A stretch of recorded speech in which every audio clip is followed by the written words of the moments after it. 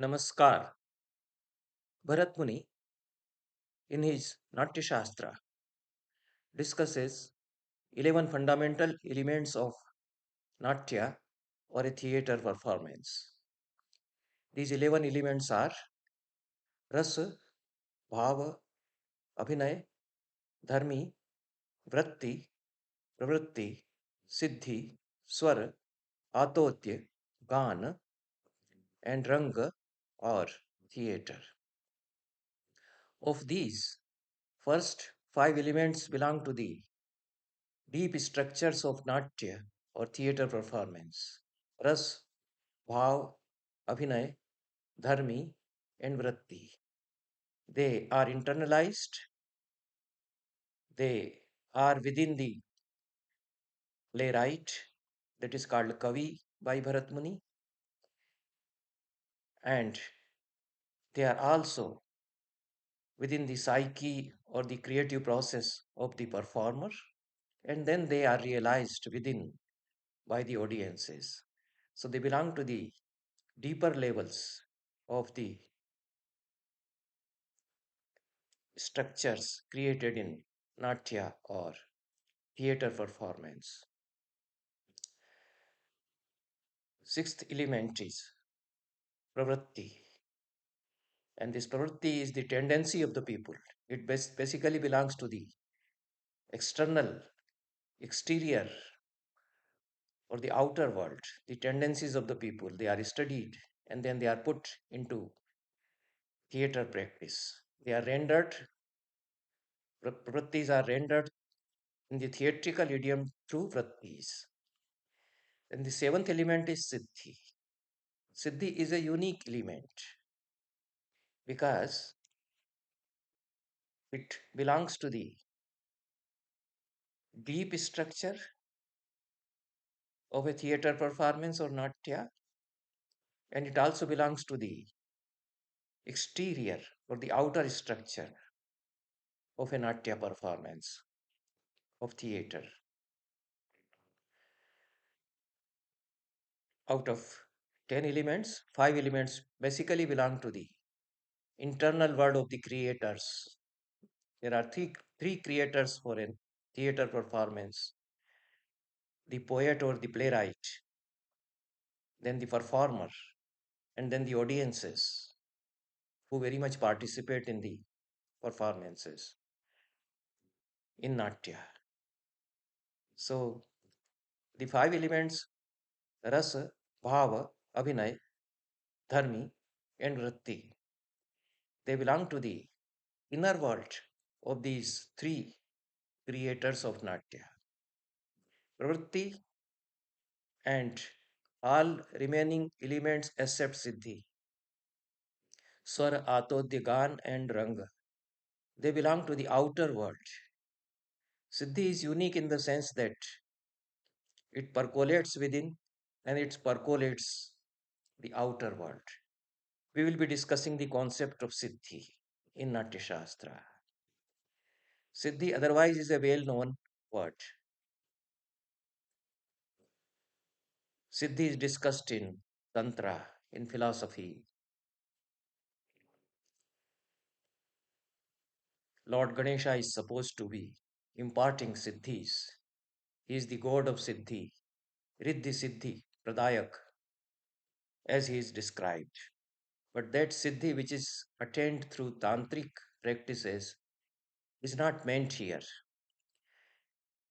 We will first look at the literal meanings, lexicographical meanings of Siddhi, and then we will proceed to discuss the concept of Siddhi as elaborated upon by Bharatmuni in his Nāṭyaśāstra. As per literal meaning, Siddhi means accomplishment or fulfillment, completion. Siddhi also means efficacy or accomplished. Siddhi also means efficacy or perfection or complete attainment of an objective. Attaining Siddhi means a holistic structure has been created with efficacy and accomplishment. Perfection has been achieved. Apparently, Siddhi means success. We all know. But good effect is also Siddhi, or the result in nutshell of an any act is Siddhi. As per Nāṭyaśāstra concept, Siddhi involves all these literal meanings. It is not a simple success. It involves the accomplishments, efficacies, the realization of fulfillment or completion or good effect also. Siddhi in Nāṭyaśāstra is a psychic and biological process. Abhinav Gupta, who is a commentator par excellence and a great commentator and philosopher in our tradition, defines Siddhi as Prayojana Sampatti. Siddhir Nama Prayojana Sampatti. That means accomplishment of the purport to be achieved. Siddhi has been referred to by Bharatamuni in his Nāṭyaśāstra repeatedly in various chapters. In 21st chapters, Bharatmuni says that one should make attempt for ahar abhinay, that is, that is utilizing costumes and properties. If one wants siddhi in a prayog, in a performance, tasmin yatnastu kartavyo naipathe siddhi michyata. In 25th chapter he says, evamete yabhinaya vang nepathyanga sambhavaha प्रयोगज्ञेन कर्तव्या नाटके सिद्धि मिच्छता. A prayogagya, a person who knows to who knows how to perform on theater, or a theater person should employ vachik, aharya and angik abhinayas, all the sorts of abhinaya, if he wants to achieve siddhi. And then even when the instrumentalist, those persons who are playing percussions, they worship the deities, the gods who are enshrined in their instruments. So they are supposed to worship. In Bharatmuni, they are supposed to worship those deities. And Bharatmuni says, Apujitva yetanve naiva preksham prayojet bhutapriyo balistebhyo datavya siddhi michita. One should offer naivedya. One should worship them by some article, the gods which are there enshrined in the within the instruments, if one wants to attend siddhi of his or her performance.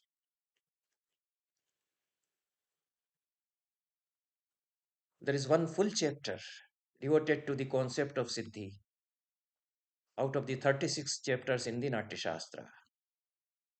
And that chapter is 27th.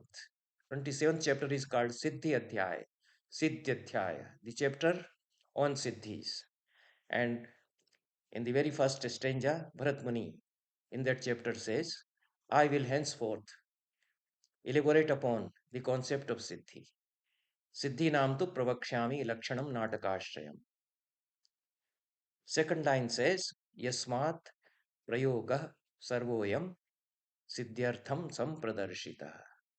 Because whatever that is performed on theater, it all is done to achieve siddhi. It proceeds for the attainment of siddhi. Then he says that there are two types of siddhi. No definition of siddhi is given by Bharatmuni because it was a well known concept during his times. And he says that there are two types of Siddhi, Daivi and Mānuṣī. Devi is divine and Mānuṣī is human. So these are the two types of Siddhi, Devi Siddhi and Mānuṣī Siddhi. Devi Siddhistu Dividha Geya Vang Manonga Sambhava. Siddhistu Dividha Geya Vang Manonga Samudbhava. There are two types of Siddhis rising out of Vachik, Sattvic, and Angik Abhinayas. All the types of abhinayas are employed for the achievement of Siddhi, and they arise out of these various types of abhinayas. And they are, these Siddhis can be classified into two types, Devi and Mānuṣī, divine Siddhi and Mānuṣī Siddhi. Devi cha Mānuṣī chaiva nana bhava samuttita. This is the second stanza of 27th chapter. Then he says in the third stanza, Dashanga Mānuṣī Siddhir, Devi tu dividha smrita. Mānuṣī Siddhi has 10 varieties, and Devi Siddhi has two varieties. Devi Siddhi has two varieties, Shariri and Manasi, and Manushi Siddhi is of 10 types. Bharatmuni has not discussed the distinction between Devi and Manushi Siddhis. It is very much apparent, explicit. Devi is divine Siddhi. It comes out of the grace of an unknown element, you can say, or the deities, because there is a Dev Mandal present whenever the performer does anything on the stage, whenever he or she performs. And the presence of that unknown makes leads the performance to success. And in Manushi Siddhi, human effort is involved. Human effort from the point of view of performers, and effort on the behalf of the audiences, which are called prekshakas in Nāṭyaśāstra. So it is the human beings who strive and make efforts to achieve Manushi Siddhi. And Devi Siddhi is it involves a process which is beyond maybe human efforts, you can say. These are the two types of Siddhi. Bharatmuni, from the fourth stanza in the 27th chapter, describes Manushi Siddhi first. He says that the actors respond by various types of body reactions, physical responses, biological responses. That is, responding to a performance, the Siddhi is known. So if they respond positively to a performance, the performers are seeing them responding, then this is a Manushi Siddhi, because human beings are sharing equal spaces, the performer and the audiences. They share the spaces and they communicate with each other. This is Sanskrit theatre. This is the Natya or theatre according to Bharatmuni. Audiences are not passive onlookers. They are not simply watching a magic show or a realistic kind of performance. They are involved. They are involved through their psychic processes, and also they have to express themselves. They have to steer forth to express that they want to share the world created by the performance. So therefore, responses by the audiences, biologically, physically, they involved Manushi Siddhi. The whole treatment of Siddhi is for the audiences. And one of the purpose for this elaboration of Siddhi by Bharatmuni is to train the audiences. The audiences need to be trained how to become an ideal spectator, in a good prekshak. An ideal spectator or the ideal audiences are also defined and described in this chapter. And they should be prepared to watch the performance, and they are not passive onlookers, and they should know how to respond. So by smiling, by very little smile, if there is a pleasing scene going on, or by a little slight laughter, or then a little bit loud laughter, these three kinds of laughters, hasya, they can use. These are the three types. Then they can respond by speech. If there is a pathetic scene going on, they can say, Kashtam, what a pity, they can say. If there is a if there are happy moments, they can say, Bravo, what a wonder. So these are the responses.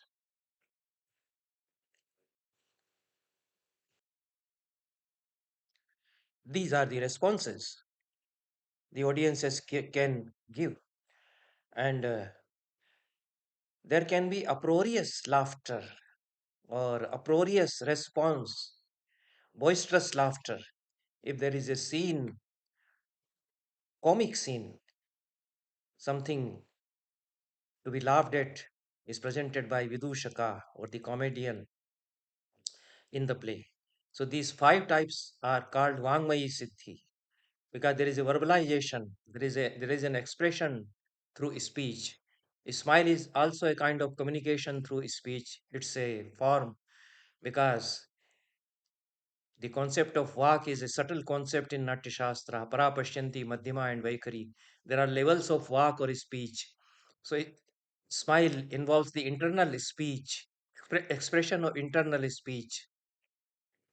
So, smiling and a little laughter, boisterous laughter, and saying, What a wonder, and or what a pity. These five types of expressions, bodily expressions, they are called Vangmayi Siddhi or Siddhi created out of speech. Then there are five types of Shariri Siddhi. Speech is not there, but reactions through body are there. Pulkaihi sarvomanchaihi abhyutthanaistataiva cha chela danangulikshepehi Shariri Siddhi rishyate. Shariri Siddhi, that is body responses, bodily responses, physical actions are given as a sort of response to a performance. Pulak is romanch, horripilation, and it is of two types. Apparently, a person looks happy and his happiness is visible through his gestures. That is pulak. And romanch is hair in the body is rising. And then abhyuthana, giving and standing ovation. Abhyuthana, rising up, getting up. If there is such a good performance that the audiences get up, standing applause they give. And Cheladana Angulik Shepe, they offer some ornaments and some garment in praise of the performer, to praise the performers. This is apparently a physical activity, and the performers see them giving these positive responses. So, the sharing and communication physically, body through body movements or through verbalizations, this is Mānuṣī Siddhi. And the spectators are the performers. The audiences become performers. The audiences create Siddhi. Therefore, everybody is performing when a Natya is being presented. Those who are playing music, they are also performing and they are visible to the audiences.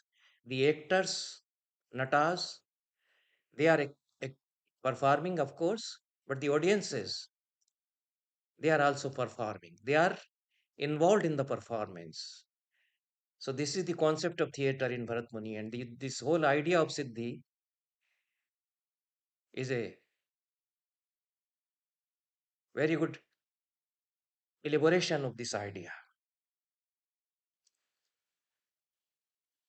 Then Bharatmuni, this was fourth and fifth stanza, elaborating upon the 10 types of Manushi Siddhi, 5 types of verbalizations, five types of communications through vak or speech, and 5 types of physical responses, bodily responses. These 10 types of Manushi Siddhi is there. Then Bharatmuni gives instructions to the audiences.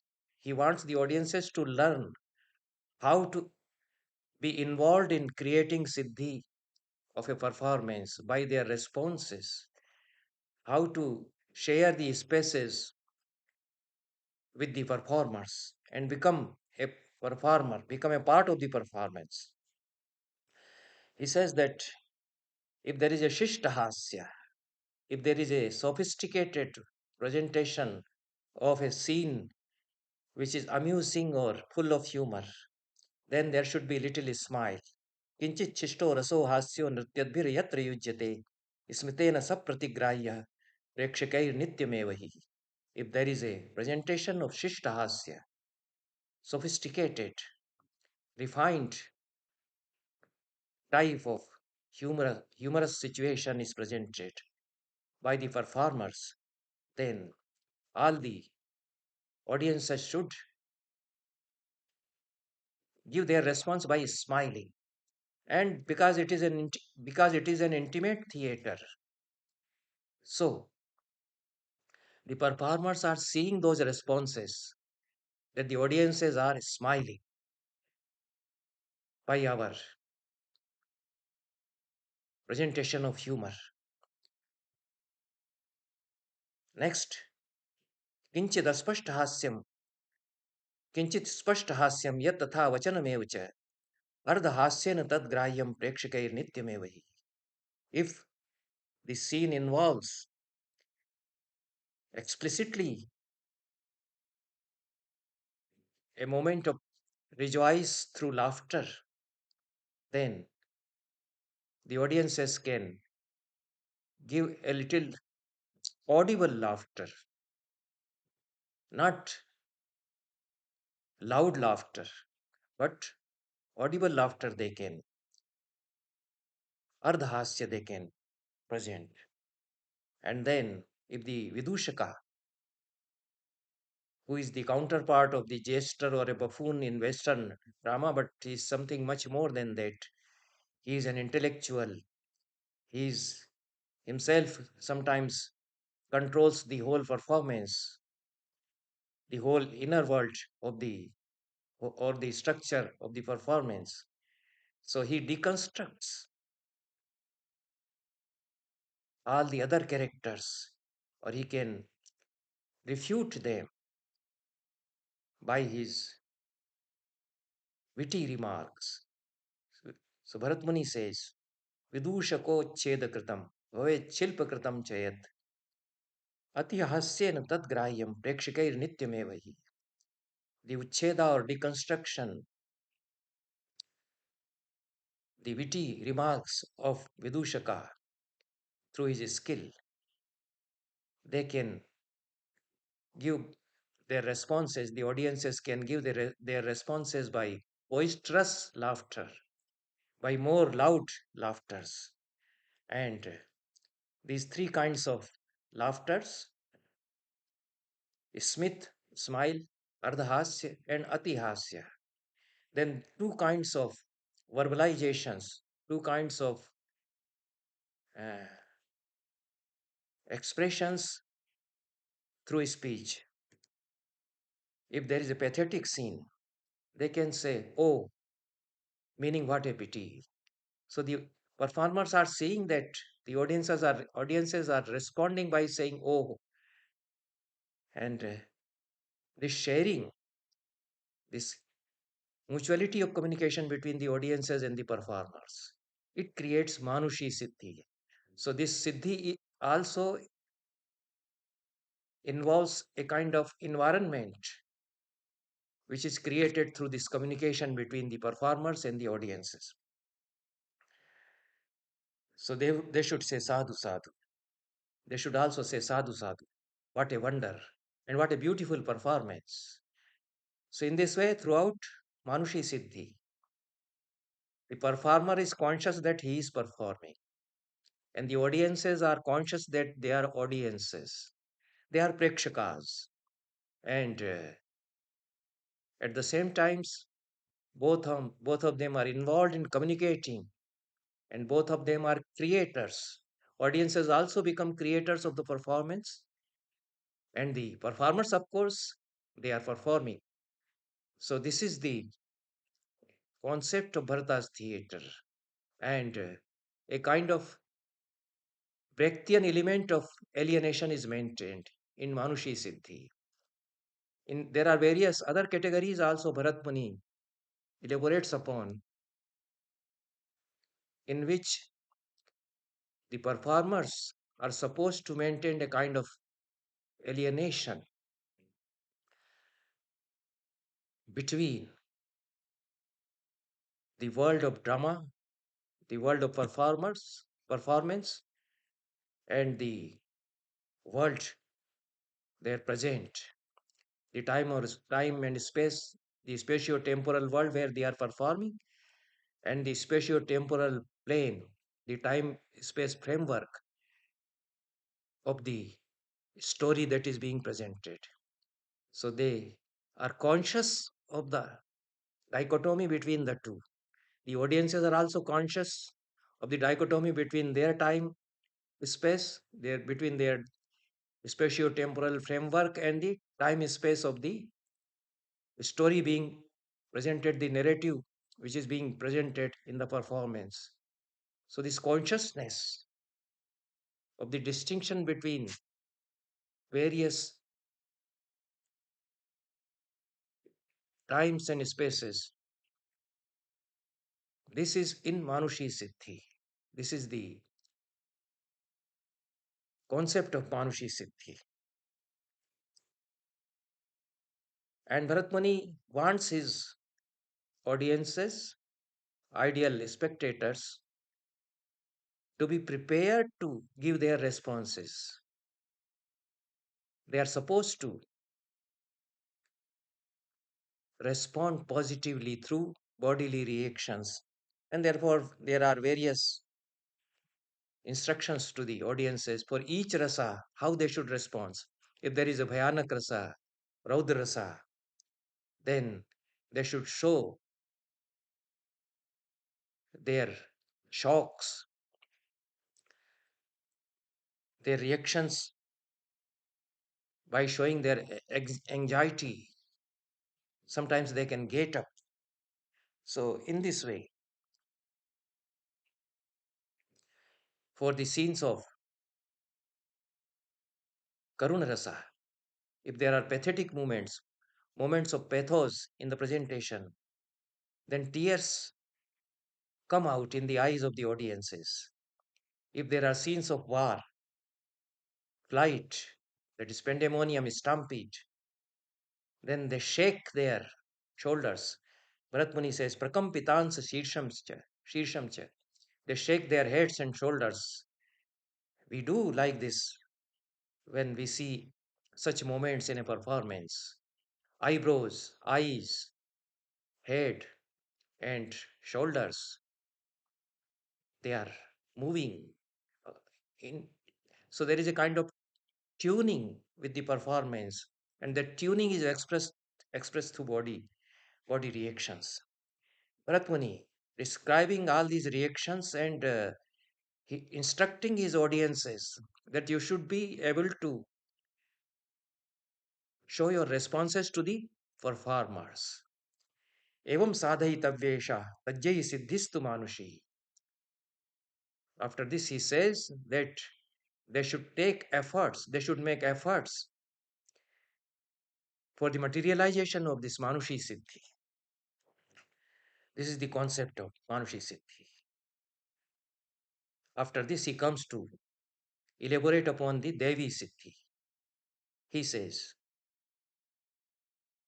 Ya bhavatishayopeta sattvayukta tathaiva cha sa prekshakaistu kartavya Devi Siddhi prayogata.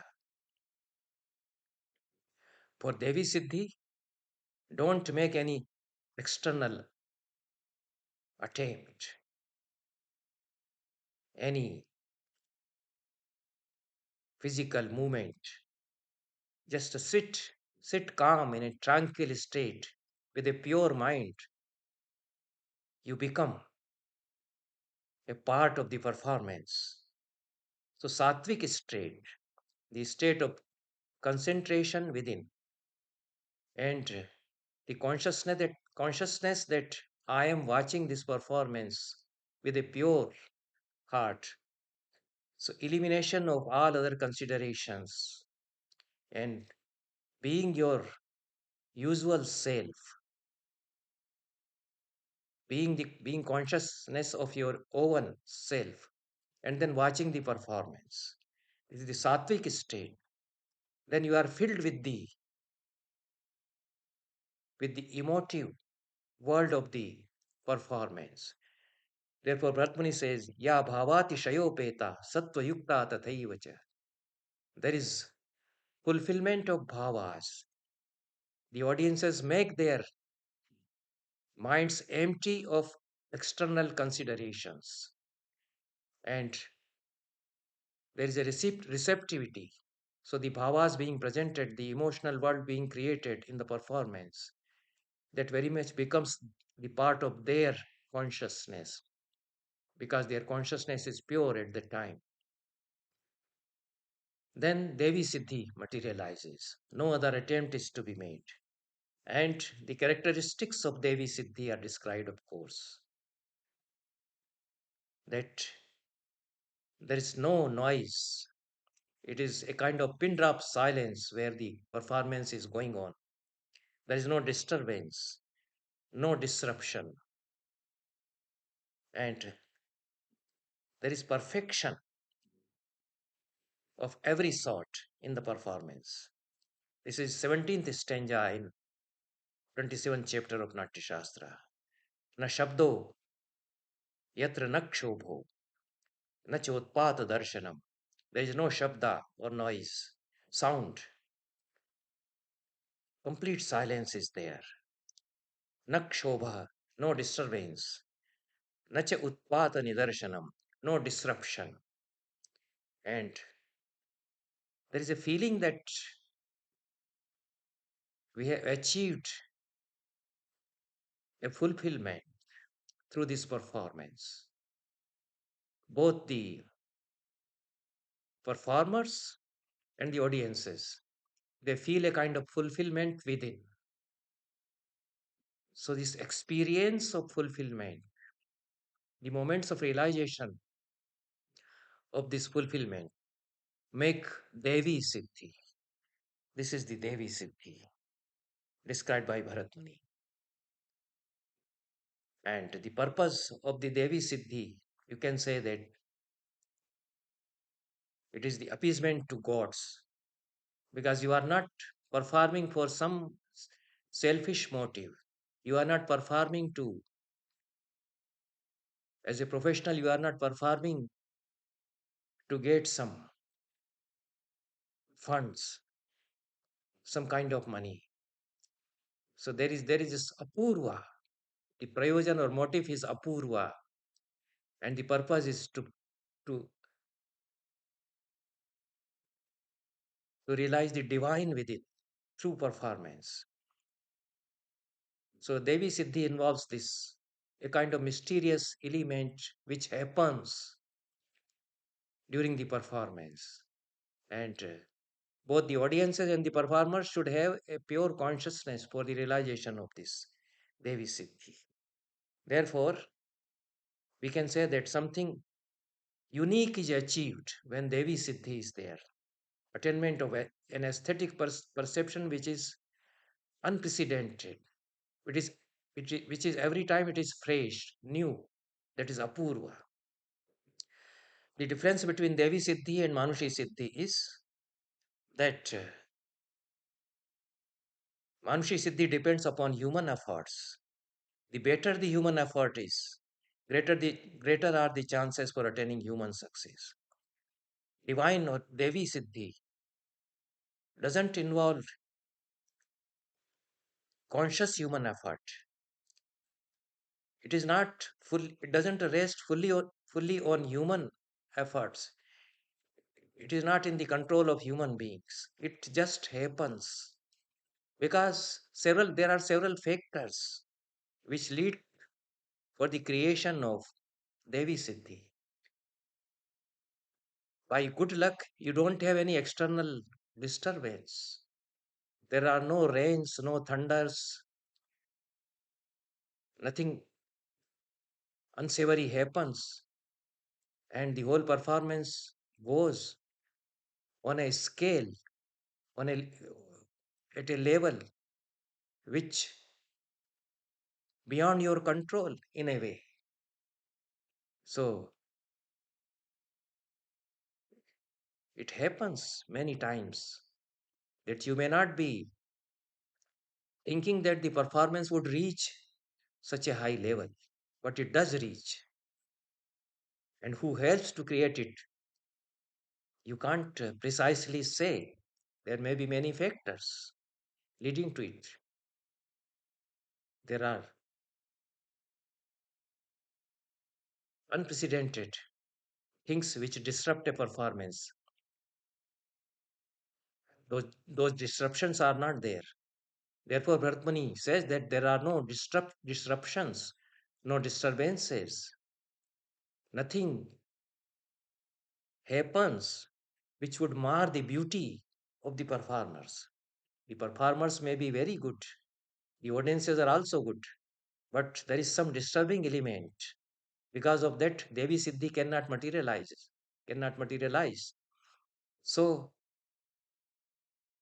the performers should have a pure consciousness and they should make, of course, all the effort, but then they should leave it to the divine to help them to achieve the Siddhi. Therefore, it is called Devi Siddhi. And divine success, this Devi Siddhi leads to silence. And there is a kind of tranquil contemplation, tranquility within. That is Devi Siddhi. Manushi Siddhi involves responses to the parts of the performance. Some piece is very good, so they are saying, what a wonder, bravo, sadhu, sadhu. Some piece has pathetic moments, so they are saying, what a pity, aho kashtam. So they are responding in fragments. They are responding to the fragments. But in Devi Siddhi, they are not responding to the fragments. They have the whole view of the performance. This also is the difference between Devi Siddhi and Manushi Siddhi. And in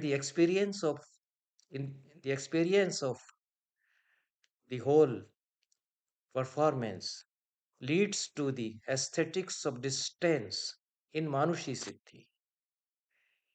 And in Devi Siddhi, there is this aesthetics of identification, aesthetics of empathy, which is called Tadatmya.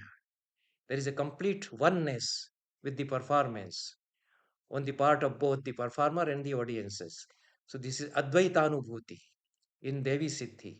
And there is a kind of duality and Dvait in Manushi Siddhi. So these are the subtle concepts and subtle distinctions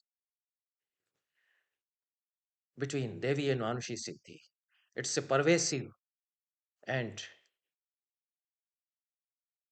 essential element and a concept, vital concept in Nāṭyaśāstra.